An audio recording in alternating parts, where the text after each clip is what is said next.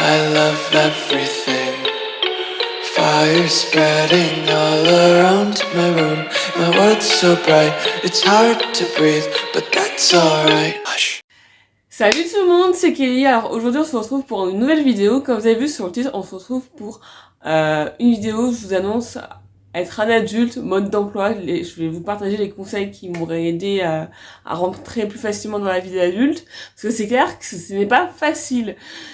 Quand t'es au collège, quand t'es au lycée, genre t'es dépendant de tes parents, t'as pas à faire la machine, t'as pas à faire le ménage, t'as pas à payer le loyer, t'as pas à payer les courses, t'as pas à payer beaucoup de choses. Enfin bref, tu ne payes rien. Et quand t'es étudiant, soit t'as un prêt étudiant que tu dois rembourser, ou alors tu travailles en même temps. Enfin bref, tu te rends compte que la vie est chère. Donc il faut avoir un travail. Et en fait, beaucoup de gens, en fait, veulent un objectif de mettons que tu as envie d'être je sais pas moi, président de la République ou je ne sais pas, ou ministre, enfin tu vois, tu vas pas réussir à avoir le job de tes rêves dès le premier coup, c'est très rare. Et le plus important c'est d'avoir un job pour que tu aies de l'argent, mais souvent, enfin moi mon boulot je le fais parce que ça me plaît bien, mais aussi surtout pour l'argent. Et en gros, si c'est pas le job de mes rêves, et je me dis c'est pas grave, j'ai 25 ans, je suis encore jeune, je pourrais encore changer. Et ça, vous pouvez le faire aussi. Genre, moi, je connais plein de connaissances qui font pas le job de leur rêve maintenant, mais en gros, qui vont peut-être évoluer dans la vie active d'ici 2-3 ans, ou genre à 30 ans et tout. Enfin bref, c'est difficile d'avoir le job de tes rêves dès le début en tout cas. Alors ça, faudrait apprendre à épargner. Alors quand t'es étudiant, t'as tendance à tout dépenser dans tout ce qui est alcool, bar, restaurant, je ne sais quoi, des sorties, nanani, nanana. Mais je vous conseille vraiment d'épargner tous les mois dans un PEL, livret A et une assurance vie. Et un LEP aussi. Donc moi je mets j'ai 4 retraits en automatique tous les mois où genre je me prends de l'argent dans mon compte pour le mettre dans des comptes à part au cas où si j'ai besoin d'argent quelque part. D'ailleurs, ça m'a servi récemment, je devais genre 7000 balles, 7700 € Combien? au rectorat. Et je vous assurais que j'étais hyper contente de les avoir sur LEP, sinon j'aurais été dans la merde, j'aurais été obligée de demander à mes parents. Mais bon, c'est toujours important d'avoir de l'argent de côté, on sait jamais si ta machine à laver marche plus, ton frigo marche plus, ton lave-vaisselle marche plus, enfin vraiment, genre ces comptes-là sont faits pour avoir, quand il y a des petites galères qui existent. On sait jamais qu'est-ce qui peut arriver. Ton ordinateur, pour travailler, il marche plus, genre, du coup, tu es obligé de t'en racheter, hein. Enfin, bref. C'est pour ça que c'est important d'épargner, parce qu'on sait jamais ce qui peut arriver, en fait. Alors, avoir un bon groupe d'amis, c'est hyper important. Même si ce groupe d'amis, il est très restreint, le plus important, c'est d'avoir des amis sur lesquels tu peux compter. Et ça, c'est vraiment difficile quand t'arrives dans une nouvelle ville, tu sais pas et tout. En tout cas, ça se fait avec du temps. Et moi, je suis pas contente d'avoir mon groupe d'amis et de les voir assez régulièrement. Ça me fait du bien. C'est un peu comme ma deuxième famille. Enfin, je les apprécie beaucoup. Et même si j'ai pas, je dois avoir, alors, 3 meilleurs amis, 5,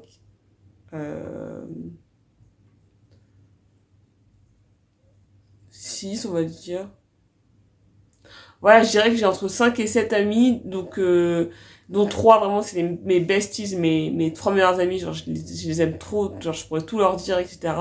Donc c'est important d'avoir un bon groupe d'amis, parce que sinon tu t'en sors pas, parce que tu te sens seul et tout. Enfin ça dépend si t'aimes bien être introverti et extraverti. Moi je suis extraverti, donc pour moi c'est super important d'avoir un bon groupe d'amis. C'est vraiment un soutien émotionnel. Mais après, il y en a, tu vois, ils vont parler à la personne pendant 6 mois, ça va pas leur poser de problème. Je sais pas comment ils font, pour moi, c'est des extraterrestres, mais en tout cas, moi, c'est super important d'avoir un bon groupe d'amis. Il y a mettre sa santé avant tout. Il y en a, ils font pas attention à leurs dents, à leur vue, à leur santé mentale, et parfois ils ont des sciatiques à cause du stress. Enfin, vraiment, genre, mettre sa santé avant tout et savoir dire non. Par exemple, pour se reposer. Voilà. Parfois, tes amis te forcent à sortir, et si tu es malade, tu vas pas te forcer à sortir si tu es malade. Tu restes malade, tu vas pas...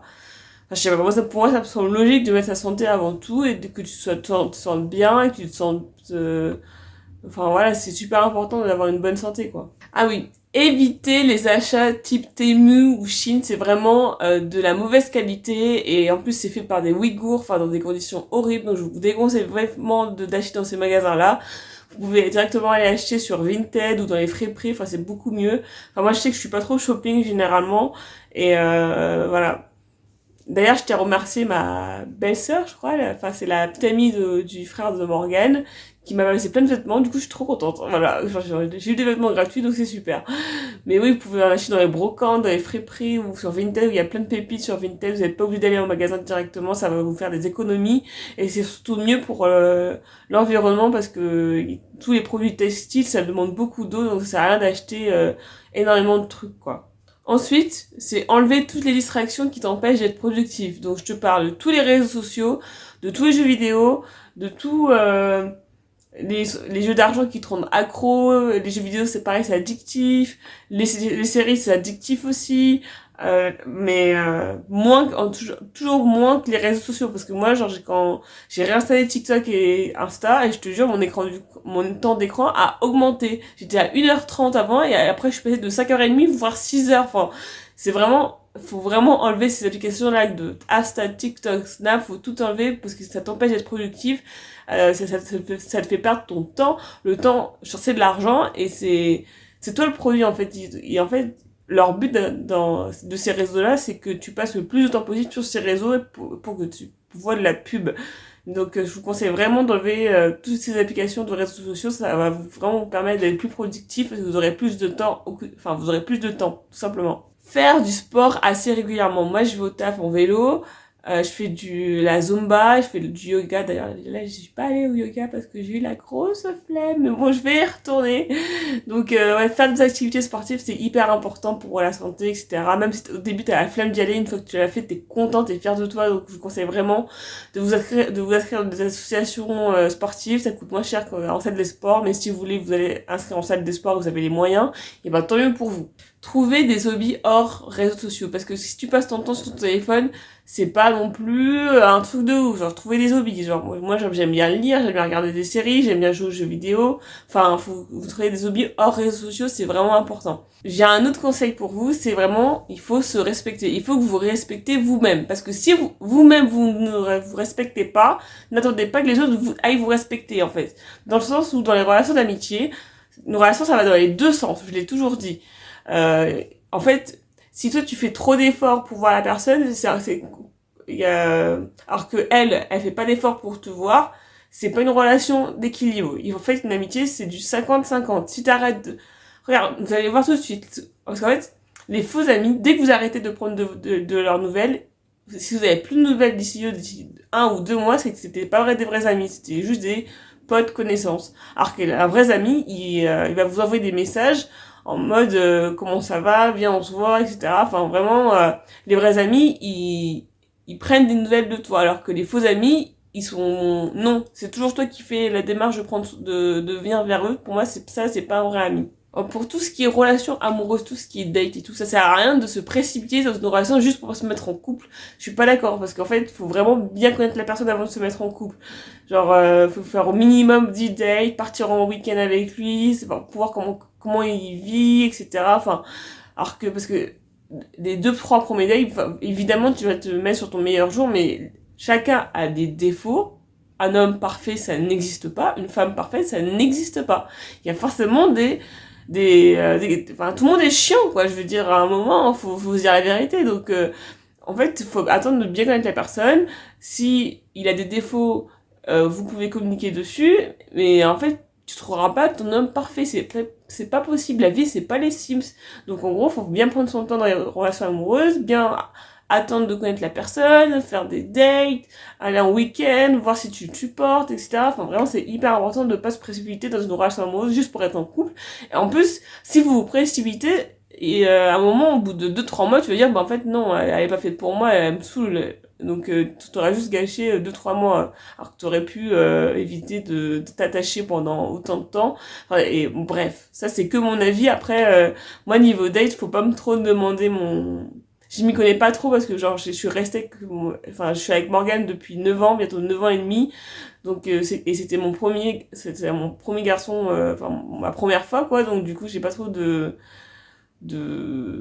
conseils parce que genre moi j'avais des dates quand j'étais adolescente, mais dès que j'ai rencontré Morgane et ben j'ai plus de dates. Donc j'ai pas trop de conseils à te donner, mais juste respectez-vous en fait, parce que et évitez les red flags et Genre, éviter de trouver des excuses à la personne. Oui, mais elle m'a fait ci, mais en fait, l'autre jour, elle m'a offert ça. Non, non.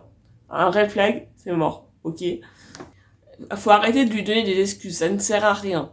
Enfin, mon dernier conseil, c'est genre chacun son rythme dans la vie. Genre, moi, j'ai des potes, ils ont un CDI, ils ont acheté un appart, ils sont mariés et tout. Enfin, ils pensent déjà à des gosses.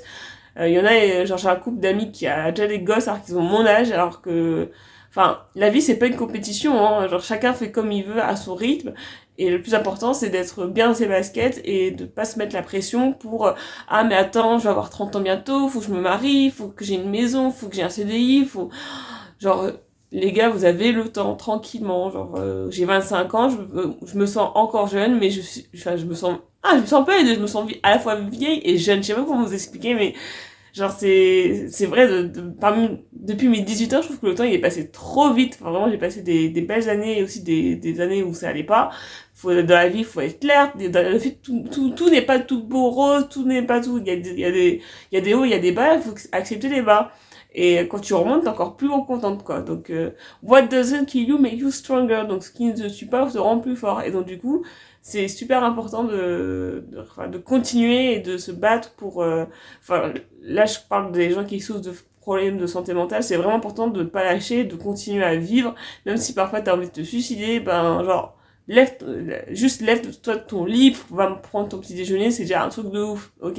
Donc il faut continuer, ne pas se laisser décourager, être bien entouré de sa famille, de son groupe d'amis, de son petit ami si on a de la chance d'en avoir un. Donc, mais c'est pas obligatoire d'avoir un petit ami, hein, c'est clairement pas obligatoire. L'important c'est d'avoir des amis, c'est le plus important, franchement. Du coup voilà mes conseils, j'espère que cette vidéo vous a plu. En tout cas je vous dis à bientôt pour une prochaine vidéo, bisous.